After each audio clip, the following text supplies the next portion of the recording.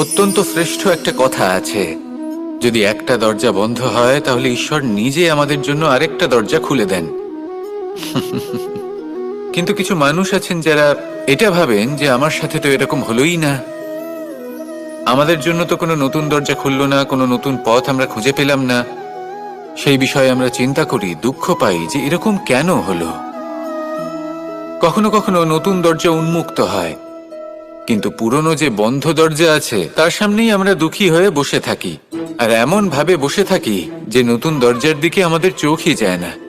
কখনো কখনো ঈশ্বর জেনে শুনেই আমাদের জন্য নতুন দরজা, নতুন পথ উন্মুক্ত করেন না, কারণ তিনি চান যে আমরা যেন পরিশ্রম করি, কর্ম করি, নিজেকে আরো বেশি শ্রেষ্ঠ করে তুলি, সক্ষম হই, আর নিজের পথ আমরা নিজেই খুঁজে নিই। কখনো কখনো এমনও হয় যে ঈশ্বর চান যে আমরা যেন সেই পথে চলতে শুরু করে দিই। ভবিষ্যতে গিয়ে ঈশ্বর আমাদের সবকিছুই প্রদান করেন। মনে রাখবেন, যে ব্যক্তি নিজের বাড়িতে এসে নিজের দুঃখ নিয়ে বিলাপ করতে থাকেন, সুখ তার দরজায় পৌঁছে গিয়েও বন্ধ দরজা দেখে ফিরে চলে যায়। তাই দুঃখ আমাদের সকলের জীবনে আছে, কিন্তু সেই দুঃখকে আঁকড়ে ধরে বসে থাকবেন না, তাহলে আপনি আসন্ন সুখও ভোগ করতে পারবেন না।